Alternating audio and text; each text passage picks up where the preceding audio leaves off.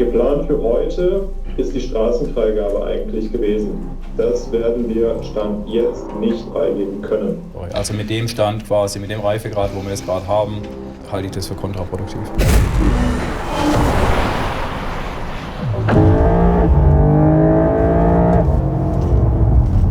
What the hell are we waiting for? Es war für uns eine Weggabelung. Entweder die Menschen glauben an das, was wir da machen, oder wir brauchen einen Plan B. Und wir hatten keinen Plan B. Aber manchmal muss man auch Risiken eingehen. Man muss an Dinge glauben.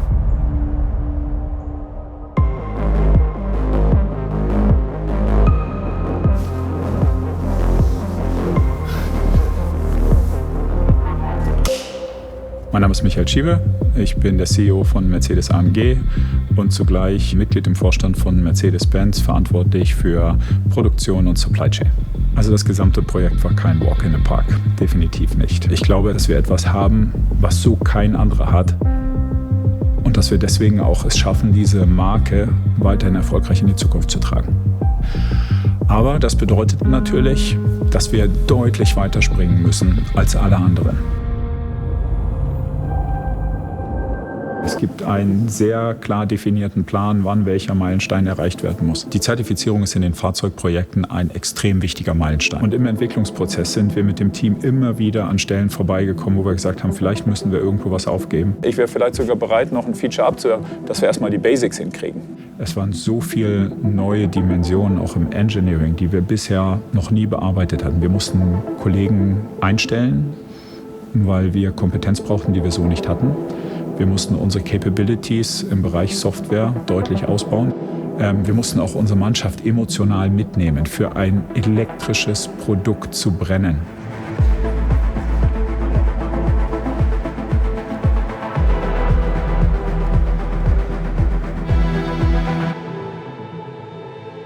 Wir haben zeitlichen Verzug gehabt. Erreichen wir vor Weihnachten nicht auch eine Erprobungsfreigabe, dann fällt halt natürlich auch alles, was Schweden-Erprobungen Anfang 2024 angeht. Wir sehen natürlich Kolleginnen und Kollegen, die bereits beginnen wollten, das Fahrzeug zu erproben. Es wurden vorab Zeitfenster definiert, die sie haben.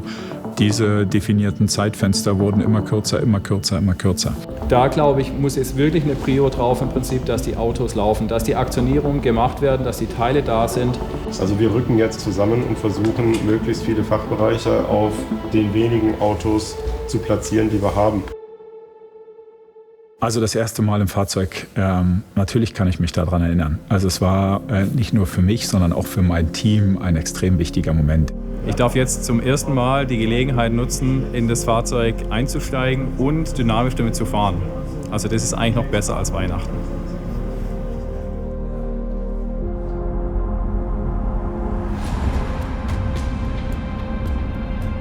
Lange Rede, kurzer Sinn, es ist ein guter Stand.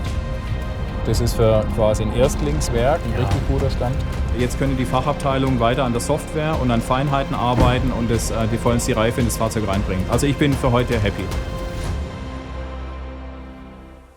Also ich kann mich an das Produktforum erinnern, als wir das Auto das erste Mal unseren weltweiten Händlern gezeigt haben. Hi everyone, it's great to be with you once again. Warum haben wir das Auto so früh ausgewählten Händlern gezeigt? Meet the Beast.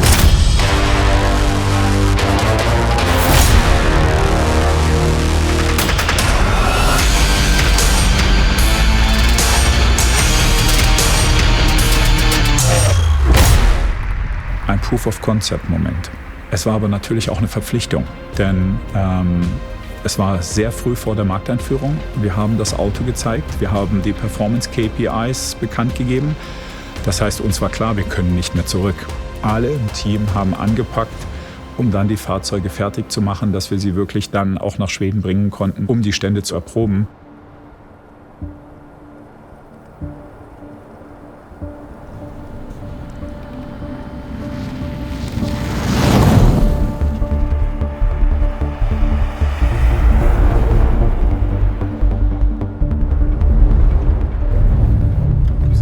Jetzt hat er ihn, glaube ich, abgeworfen, Antriebsstrang. Ja. Jens, kommst du mal kurz zum kleinen Kreis, bitte? Soll ich raus? Waren offen.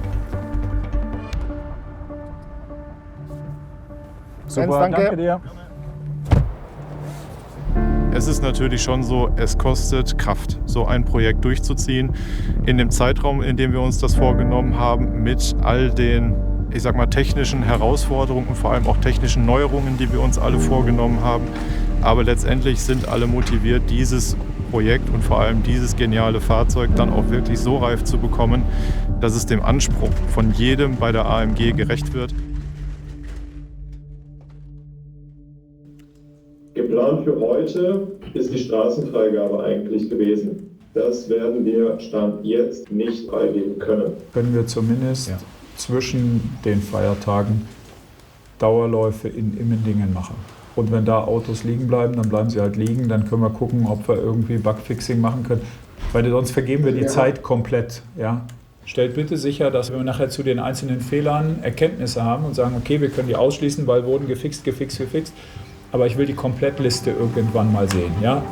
Wir wissen alle, wir kriechen gerade von Kilometer in Kilometer, machen 3 Parameteränderungen, weil jetzt gerade muss einfach ein Speed-Up stattfinden. Aber diese Kilometer auf diesen neuen Ständen reinfahren, wenn es nur darum geht, Abbiegevorgänge, Bremsen, Beschleunigen, Unterquerbeschleunigung, irgendwas aufprägen, dass wir da einfach ein bisschen genauer reingucken.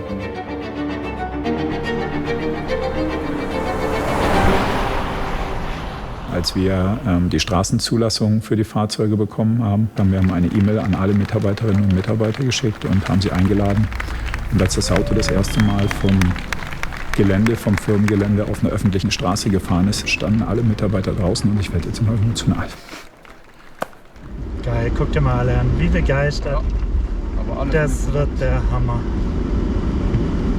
Die Straßenfreigabe bedeutet natürlich auch für uns, dass wir beginnen können, das Fahrzeug global zu erproben. Wir liefern unsere Fahrzeuge in beinahe alle Länder dieser Welt. Das heißt, wir müssen auch sicherstellen, dass es in allen Ländern dieser Welt perfekt funktioniert.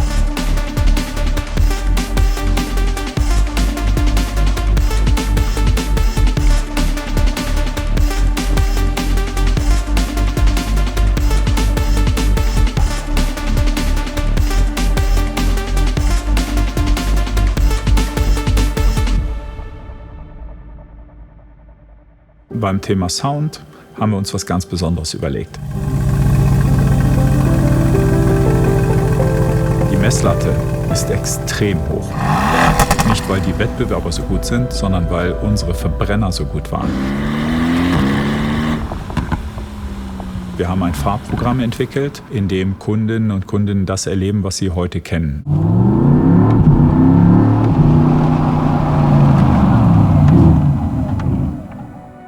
Dieses Projekt hat mir und meinem Team gezeigt, dass es mehr erreichen kann, als es glaubt. Und wir haben am Ende ein Auto geschaffen, was das Performance-Segment revolutionieren wird. Und das macht mich stolz.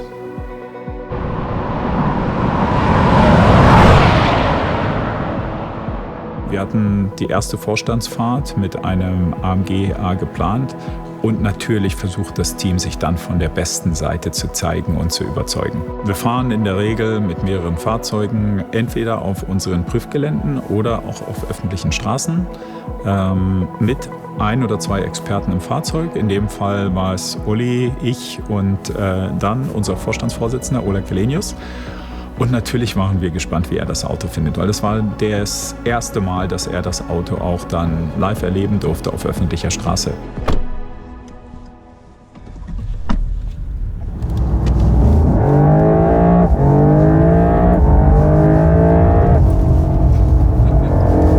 Ja, aber weißt du, gibt es ein besseres Performance-Auto als das? Das gibt es ja gar nicht, oder?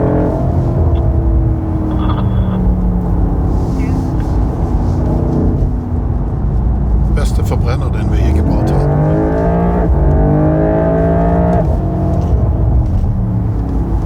Ja, fühlt sich fertig an. What the hell are we waiting for? Das Fahrgefühl und die Emotionalität dieses Fahrzeugs zu beschreiben, ist extrem schwierig. Man muss es erleben. Probiert es aus. Probieren kostet nichts.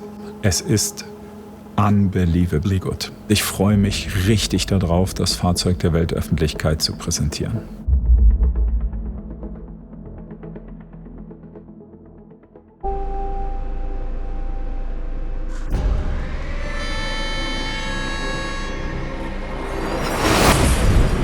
Die Schwierigkeit besteht momentan natürlich um einfach, dass die Bauteile teilweise nicht passen.